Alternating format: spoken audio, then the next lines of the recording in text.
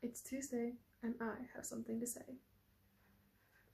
Recently I went to a self-development course in the weekend and I was shocked by how many older people there were who shared about their experience about raising children and the difficulties thereof. It is very difficult to raise children and I'm aware of that, but it was really starting to sound more like torture. From my perspective, there's a lot of younger children and young adults, who had expressed to me that they have very strained relationships within their family.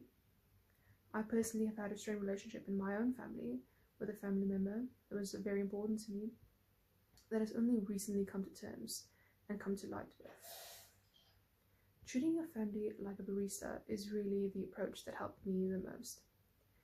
You can imagine with a barista, you're always polite and kind of email talking to each other.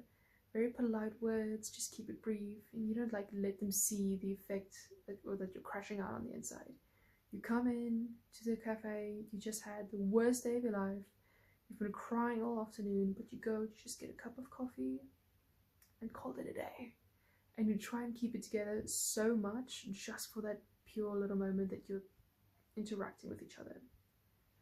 Also, if you are just wandering around the shop or sitting in the corner, probably the cafe barista won't go up to you.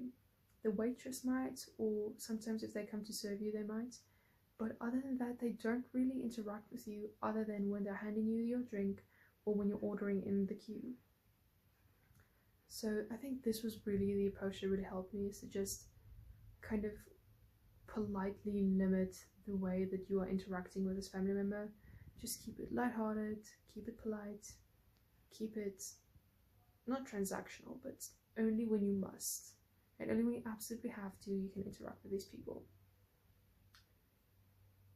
Also, with the baristas and things, you don't share things that are too personal. If you've just gone through a personal breakup, you're not going to share every juicy bit of detail with this barista. You might tell them, oh, yeah, we broke up, whatever. But you're not going to tell them, oh, he cheated on me, and he went with this girl, and he went with that girl, and oh my gosh, my mom was involved. Like, it's a whole thing. You don't really share that. You just kind of share like, oh yeah, I'm not really feeling good today, I just got broken up with, whatever, the whole thing. Just, you keep it little, you keep it light. It doesn't really get that deep into it, and I think that's very good.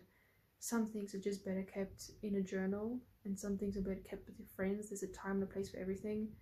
Not everyone that is supposed to be on your team will be on your team, and I think that this is kind of something we often confuse, that just because someone is supposed to be like loving you and good for you and supposed to be your safe space, but they're not your safe space, we get angry and try and force them to be, which is really not a very good way to go. Also, with the baristas, I feel like strangers, and with this course of the weekend, I've noticed strangers are so good at complimenting each other and so good at seeing the best in the other person.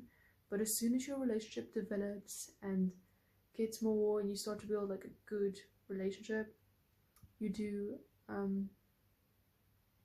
kind of get stuck on the negatives. And I think something that's just nice is to remember, like, just as far as possible, trying to remember the good, trying to remember how kind they are, trying to see the good in them, and trying to be encouraging and polite and be the better person, I guess you could say. But also to not get stuck on things that don't really matter. Fighting is one of the most exhausting things ever. Conflict is so exhausting and it's really just draining.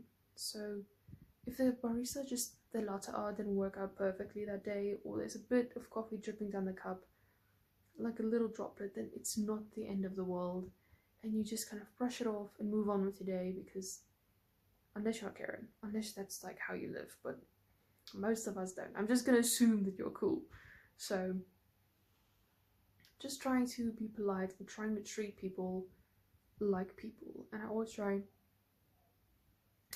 to treat people like how I would treat a stranger to some sense. Like, just try and keep the politeness, the kindness, kind of that little bit of a guard right before your behavior. But let me know what you guys think at the pickle jars down below. Bye.